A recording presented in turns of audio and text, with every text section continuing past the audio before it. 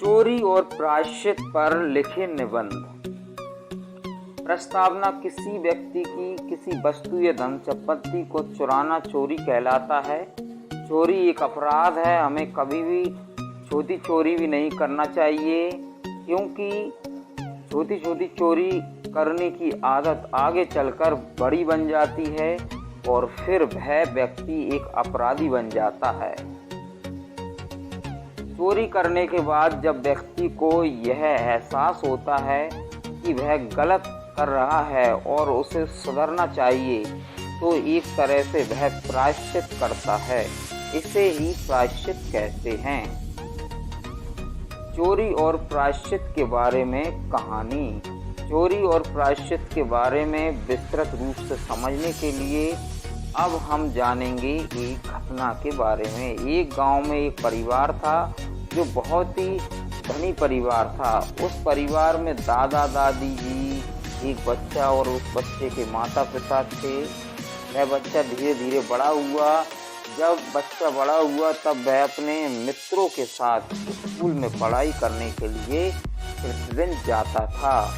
उस बच्चे का नाम मोहन था। जब मोहन अपने मित्रों के साथ खेलने के लिए जाता था तब मोहन को खेलने का चस्का लग गया था। मोहन और उसके सभी मित्र स्कूल जाने के लिए घर से निकलते थे, परंतु वे स्कूल न जाकर रास्ते में खेलते रहते थे। उनका पढ़ाई में बिल्कुल भी मन नहीं लगता था।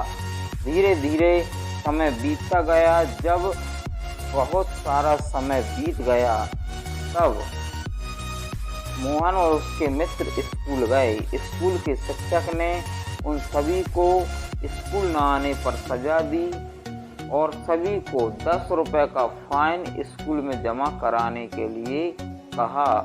अब मोहन और उसके सभी मित्र परेशान हो गए कि अब हम सभी 10 रुपए कहाँ से लेकर आएंगे।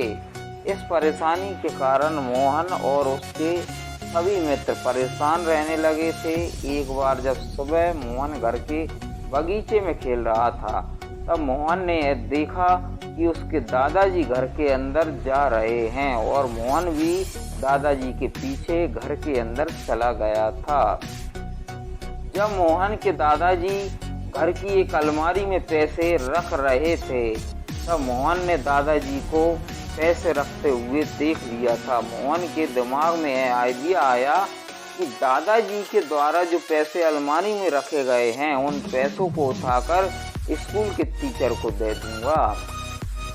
इसके बाद मोहन ने दादाजी के पैसे चुराकर स्कूल का फाइन भर दिया। जब दादाजी अलमारी में रखे हुए पैसे लेने के लिए गए तब दादाजी को पैसे वहां पर नहीं मिले थे। इसके बाद दादाजी का पूरा शक घर के नौकर पर गया। दादाजी ने घर के नौकर पर शक करके उस नौकर को घर से निकाल दिया। जब मोहन के पेपर हुए तब वह पेपर देने के लिए स्कूल गया था, परंतु मोहन ने पढ़ाई की ही नहीं थी, जिसके कारण वह ठीक तरह से पेपर नहीं दे पाया था। जब परीक्षा का परिणाम स्कूल में घोषित किया गया तब मोहन और उसके सभी मित्र फेल हो गए, जिसके बाद मोहन बहुत परेशान हो गया था। मोहन को यह डर लग रहा था कि यदि घर पर फेल होने की बात पता चली तो उसको सजा दी जाएगी। इसके बाद मोहन ने यह निश्चय किया कि मैंने जो गलत कार्य किए हैं उन सभी के बारे में मैं अपने परिवार वालों को अवश्य बताऊंगा। मैं अपनी गलती का प्रायश्चित अवश्य करूंगा। यह सोचकर मोहन घर पर गया। इसके बाद मोहन ने सबसे पहले अपने दादाजी से माफ़ी मांगने के लिए चला गया और दादाजी के पैर पकड़कर रोने लगा। दादाजी ने उसे उठाया और कहा, तू रो क्यों रहा है? मोहन ने दादाजी को सभी बात बता दी। जब मोहन दादाजी को यह बता रहा था कि मैं अपने मित्रों के साथ जब स्कूल पढ़ने के लिए जाता था तब हम सभी मित्र स्कूल न जाकर रास्ते में खेलते रहते थे, जिसके कारण हम सभी ने पढ़ाई नहीं की थी।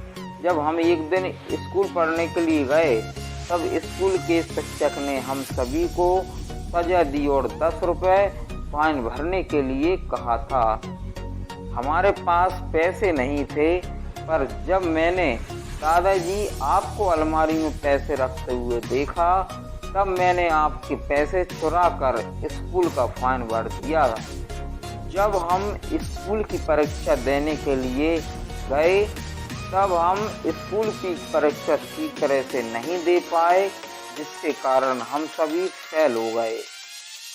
मोहन अपने परिवार के सभी लोगों से माफ़ी मांगने लगा और दादाजी और उसके परिवार वाले ने जब देखा कि मोहन को अपनी गलती का एहसास हुआ है, उसने जो गलती की है उस गलती का प्रायश्चित कर चुका है, तब दादाजी और उसके पूरे परिवार ने मोहन को माफ कर दिया।